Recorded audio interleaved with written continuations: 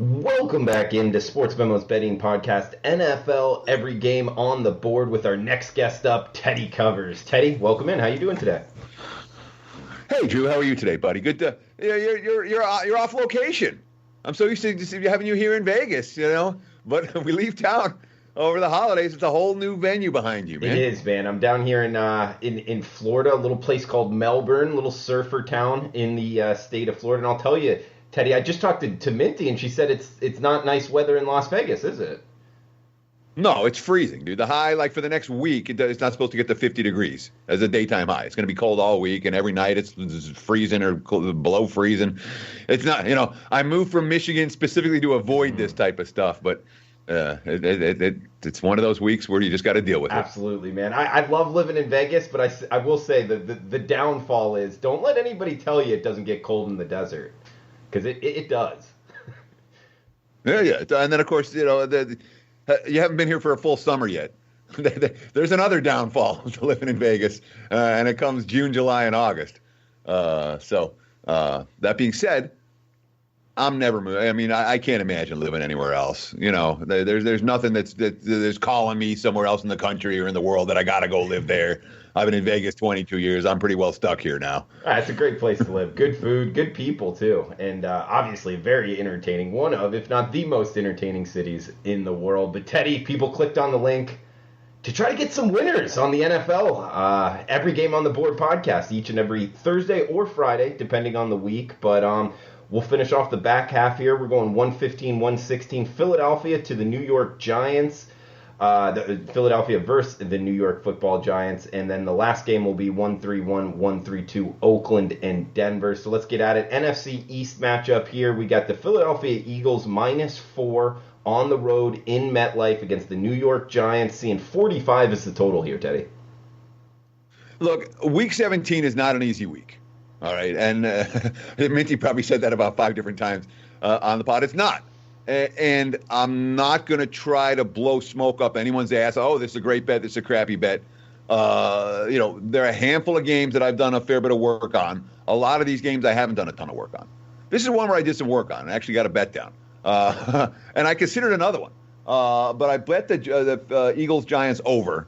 And I really am considering, I haven't pulled the trigger, and I missed the best of the numbers, so I don't know that I get there. But I definitely lean Giants plus the points as well. I do not see the Eagles winning this game easily. Let me start with the total first. Daniel Jones versus Eli Manning, the drop-off is when Eli takes over behind center. Jones can chuck the football downfield the way Eli can, and we saw it last week. We saw it when he was starting earlier in the season. Jones is the deep arm, Eli's the dink and dunker. So when Jones in the game, it correlates towards over. All right, Jones also makes mistakes, which generally correlates towards overs. The Eagles' defense, sharp home road dichotomy. And I've seen it with my eyes. I'm like, what's going on with this? Philly, by the way, put another one of their starting cornerbacks on IR this week, Darby, which leaves them even more shorthanded in the secondary. But it's a defense that they haven't given up more than 17 points at home in any game since September. On the road, they've given up 27 points 5 times in 7 games. And I've seen very mediocre offenses move the football against Philadelphia. So I think the Giants are going to get theirs in this game. And we've seen enough. I talked about the character of Carson Wentz last week and all that.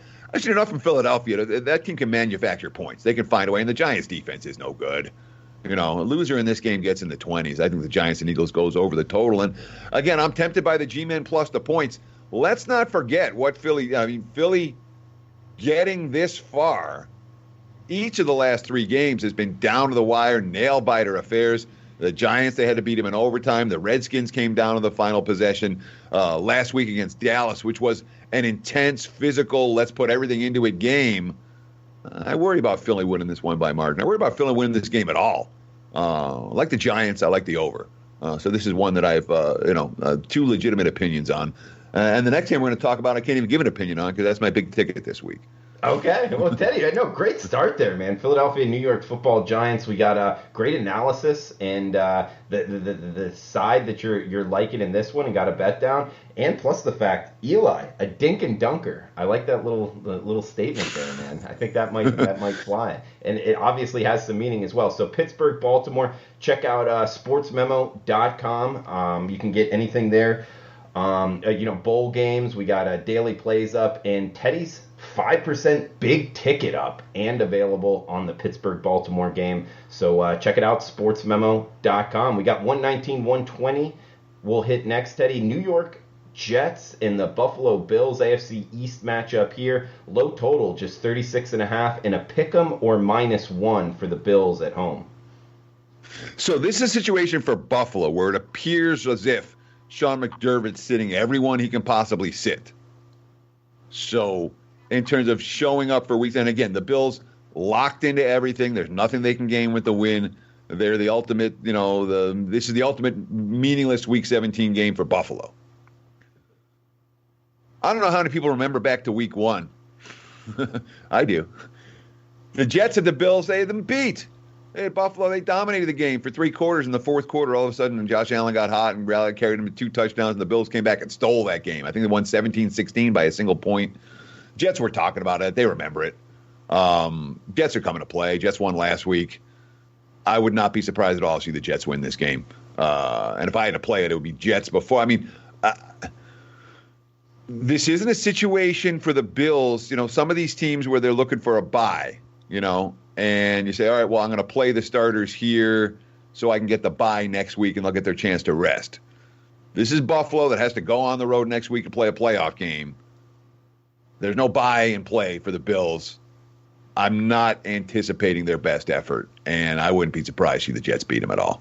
And the point spread's telling you that, obviously, with the number as low as it is. Total-wise, you can certainly understand why we're looking at, 36.5, 36s. Worth noting, weather report for Buffalo on Sunday. And, these are, by the way, the Giants-Eagles is supposed to be warm, temperatures in the 40s, no wind, no conditions whatsoever for that. But Buffalo and the Jets, again, we're looking at 40 degrees, not really anything to worry about in terms of wind or weather. So it's not going to be one of these frigid days in Buffalo, which I think bodes well for the Jets' chances of pulling off the minor upset. If I had to play that one, it'd be Jets plus before I laid anything with. I can't lay anything with Buffalo. I think this is a true no-show game for the Bills. Good stuff, Teddy. And guys, special coupon code for this podcast, Teddy25. That's TEDDY 25 at checkout for 25% off. Any Teddy covers play, any of his full packages is 1 year all access. We'll keep this active and through New Year's Eve. Teddy25 takes 25% off anything at sportsmemo.com. We'll open it up to other handicappers as well, but the coupon code is Teddy25 for 25% off. And don't forget, it's 5% big ticket on a game we skipped over just 2 ago. We got Miami Dolphins, New England Patriots up next, Teddy. Patriots -16, -16.5. Important note here, this one in Foxborough, not Miami. If it was in Miami, Teddy, I might circle the Dolphins here because Tom Brady has had trouble in Hard Rock Stadium. But 44.5 the total here. Pats -16.5 at home here, Teddy. So one thing that I've learned the hard way is you don't bet against New England Week 16 or Week 17 in game number 16. And the numbers clearly show it. Last year against the Jets, 38-3. They're -14 in that game. The year before, they're -16. It's 26-6. The year before, they're -17. It's 41-3. Oh, sorry, that was Week 16. Week 17, they were 35-14. And you can go on and on down the line.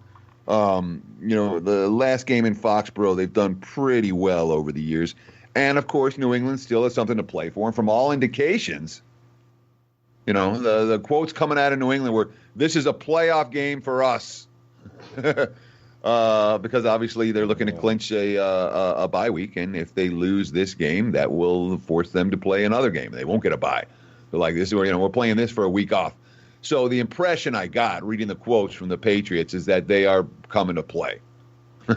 And New England's A game, obviously the Patriots haven't been as good this year as they've been in recent seasons on the offensive side of the football. That being said, they figured some stuff out the last couple of weeks. And Miami, for all this, I'll give the Dolphins, and I'll give Brian Flores a lot of credit. But honestly, Fitzpatrick took this team and he took them under their wing, and they've really responded to him in a lot of different ways. And a team that could have really gone through the motions.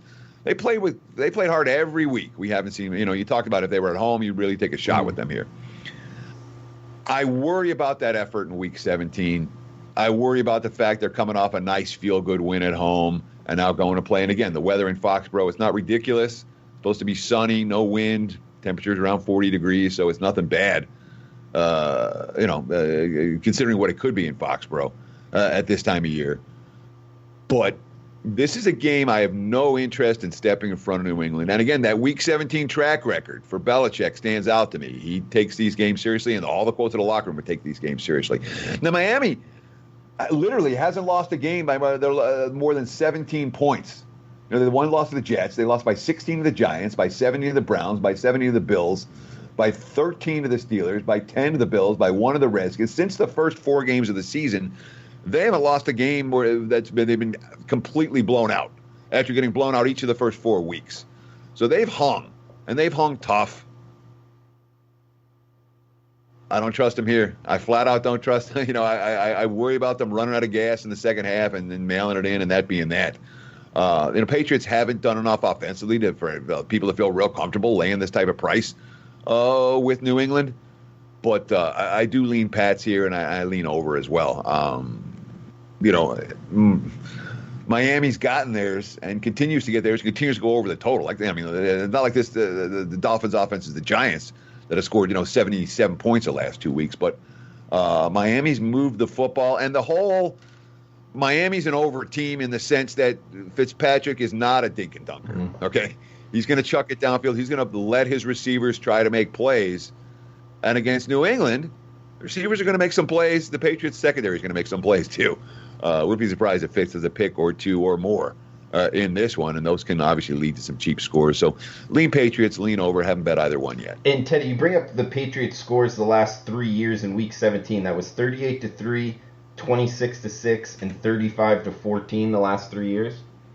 Yeah. Yeah. So they're not laying down in Week 17, and they have something to play for this year. So good stuff. You can go back further than that. I mean, they've had some scuffles. I remember the one year they lost at home to Buffalo in Week 17. And, of course, that was the year they ended up beating the Seahawks in the Super Bowl. But by and large, the Week 17s, even going back, 34-20, 28-0, 49-21, 38-7. I'm just looking back, it's consistent success and consistent execution for New England in these Week 17 games. It's a strong enough track record that it's a one-way game for me, especially given Miami off that field goal. Yeah, and Teddy, a handicapping question for you here. Is these kinds of things, Week 17 performance, I guess head coach, quarterback, just team overall, is that stuff, in your opinion, that's already worked into the line? Not necessarily, no. Okay, so Week 17, that could be a kind of an advantage for sports bettors, in your opinion. The stuff that's worked into the line is the team's season this year, their current form, and the injuries. And who's, resting or sitting or starting, or that's all worked into the line.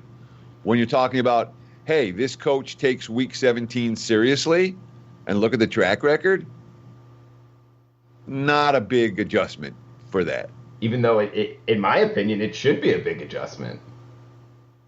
Preaching to the choir over here, brother. Hey, good stuff there, Teddy. We got 1, 2, 3, 1, 2, 4 up next. Green Bay at Detroit. We're seeing Packers laying doubles here, Teddy. Looks like Sports Memo odds showing anywhere between 12 and 13, depending where we're shopping. 43.5 the total here, Teddy. Yeah, I love that preaching to the choir. Yeah, I'm already a believer, brother. Look, the markets haven't found anyone to take Detroit in recent weeks. There's no Lions money. There was no Lions money last week. There's no Lions money this week. And if you watch Detroit play down the stretch, you can fully understand why. And of course, Patricia's coming back. So There's no like, oh, let's win one for the coach or anything like that. We'll be interested to see how the Falcons perform this weekend now that Quinn's coming back again. But I haven't seen anything that gives me any interest in putting a penny of my money on the Detroit Lions in Week 17. Okay, it's a bad team in their finale of a crappy season with a backup quarterback who's not very good, no running game, and a defense that's run out of steam. So the alternative to Detroit, of course, is now you get to lay close to 2 touchdowns on the road with a Packers team that is coming off their biggest win of the year and hasn't been really winning by margin and isn't necessarily built to win by margin. And you're laying a premium for it. For me, this is one of the easier passes on the board. I did very little with this game. I wanted no part of Detroit, and I knew that I wasn't going to lay this inflated price with Green Bay. So it's, total-wise, I didn't see anything. Side-wise, I didn't see anything. This is a quick and easy pass for this better. Teddy, we got the L.A. Chargers, Kansas City Chiefs up next. AFC West battle here. 45.5 the total in Arrowhead. And it looks like the Chiefs laying 9, at least in Vegas right now. Yeah, I did a video on this game. You can check that out on the Sports Memo Wager Talk YouTube pages. We did a video on this game just yesterday. And, to summarize, there are issues on both sides. I know this, okay? The Chargers are not a team I want in Week 17. I don't like the way but at the same time, look, it's been a dismal season for the Chargers. Let's not forget, they went into Arrowhead last year, were smacked around by Kansas City, and then rallied back in the last 2 or 3 minutes. I think it was an onside kick recovery. They stole a game and stole it, literally by a point. I remember I cashed a ticket on the Chargers in that game. They were wrong side, and I got my money. And they ended up winning the game straight up. It's a loss the Chiefs remember. Kansas City, there's still, in theory, an urgency to win when you talk about seeding for the Chiefs. I don't believe seeding is ever a motivator. And the markets are saying, oh, look, the seeding. They're worried about the seeding, and it's getting bet up, 8.5, 9. I'm a Chiefs believer, okay? Absolutely. The defensive, we talked a lot about their defense in recent weeks, how good their defense has been down the stretch and how, the pass rush has made up for some of their deficiencies in the secondary. But that defense has come together over the course of the last 6 weeks or so. The offense is as good as any in the NFL. I understand Baltimore is the team with the home field advantage throughout the playoffs in the AFC. I look at Kansas City as a team to beat in the AFC, not the Chiefs, not the Ravens. So recognize when I'm saying I'm not excited about laying this price with Kansas City. It's a team that I have the utmost of respect for, and a team that I expect to win the AFC. And that if KC goes to Baltimore, I'll be on KC in that game. You don't need to buy the play. They're catching points in Baltimore. I'll be on the Chiefs for whatever it's worth. I assume so. Whatever. You don't want to make predictions about what's going to happen 3 weeks from now, and who knows. But I would expect to be on the Chiefs, and I'm a Kansas City believer moving forward. But you're laying a premium here for a Chiefs team against a divisional foe that has shown they can hang. And the Chargers have no home field edge. Therefore, when they go on the road, they tend to offer point spread value because their power rating is a little bit lower. I much prefer to bet against L.A. in L.A. Than I do in this point spread range in the highway. But all that said, Chiefs are the class here. I could only look at the Kansas City side of the equation. Price isn't right, so I didn't get to the win. All right, Chiefs -9. That's what Teddy's leaning towards here, plus the fact Chiefs look like the team to beat, according to Teddy. I like it, Teddy, stepping out on a limb, barring any huge fundamental changes with that, of course. Won't lock them into that. But Teddy, 127, 128 up next. Arizona, LA Rams here. Limited marketplace, obviously, with question marks at the quarterback position. Not really seeing much. Circa showing actually a 4 for the Rams at home, 45 the total. I don't know how accurate that is, though, Teddy. You want to skip this one? Yeah, there's nothing on this game. I think Circa has a line, but when you're literally like one line, mm-hmm. There's nothing to gauge against it. No one's betting into it or betting against it.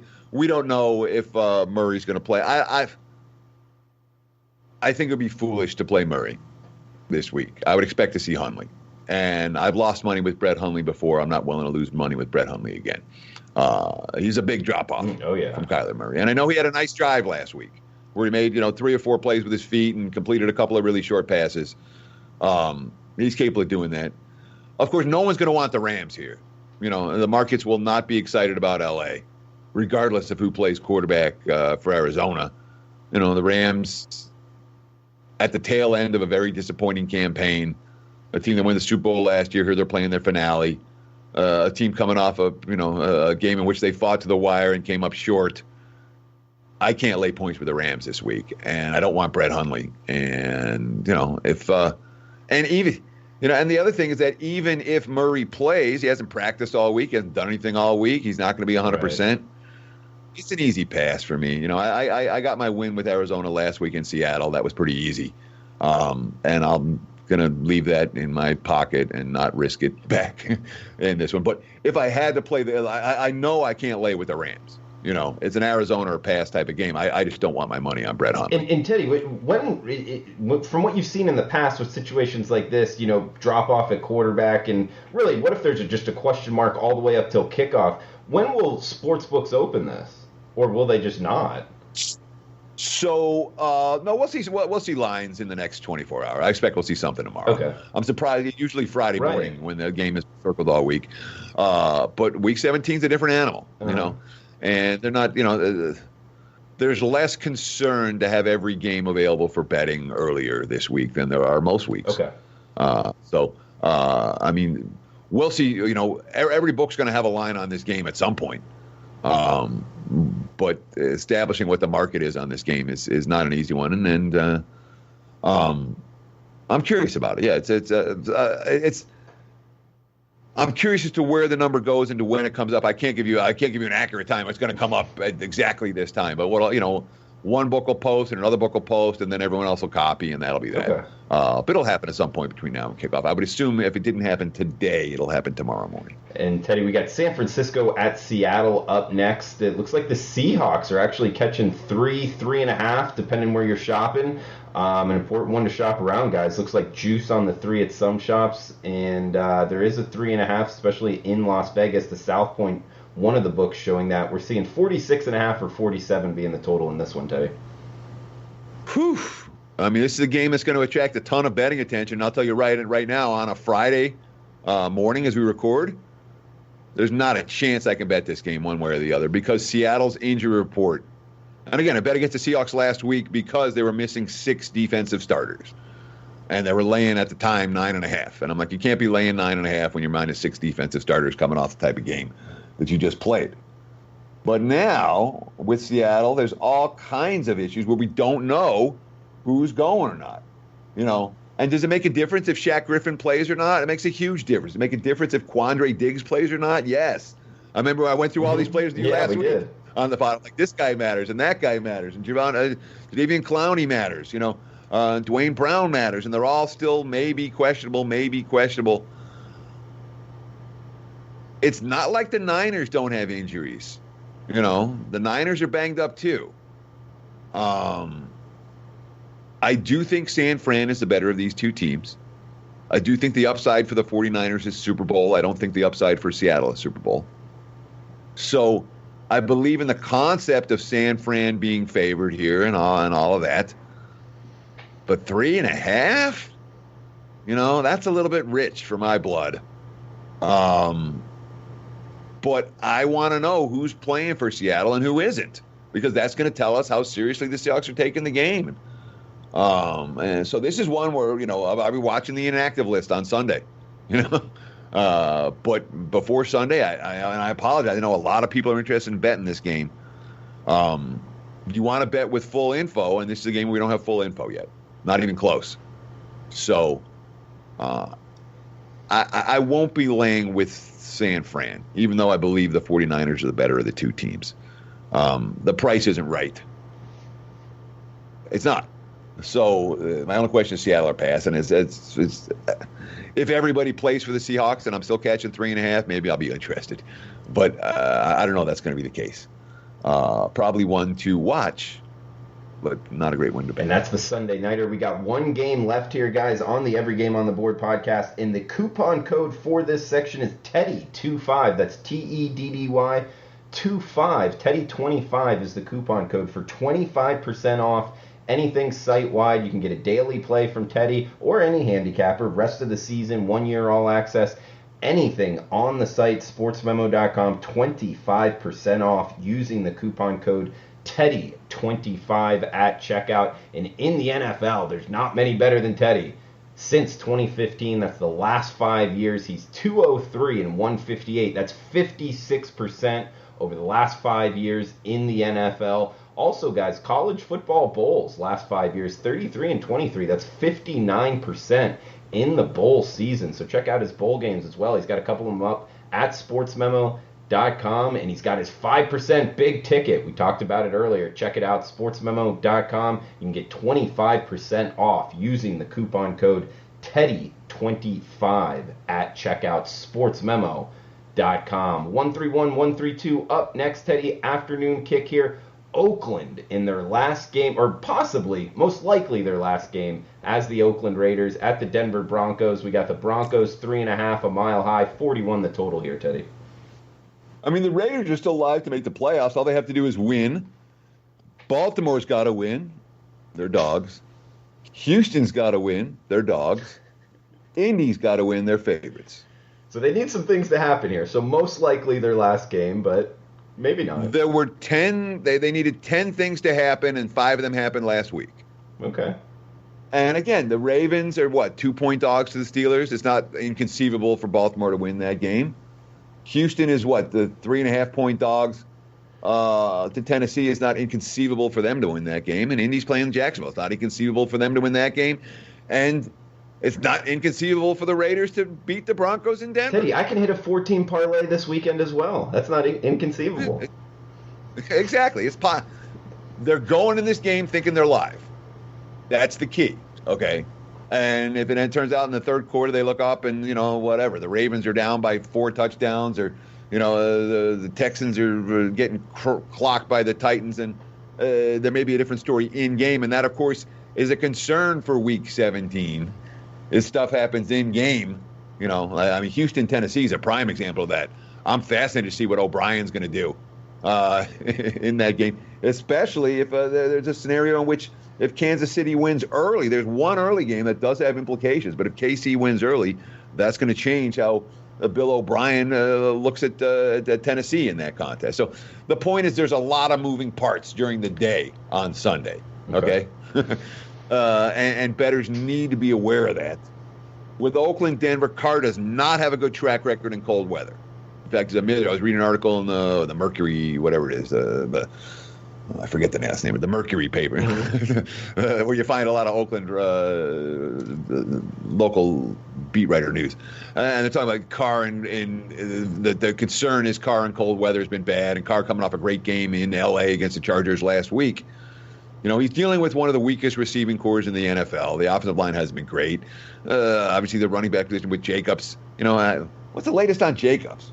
Is he going to go this? I wasn't under the impression that he was any chance of him going, but he's upgraded to questionable.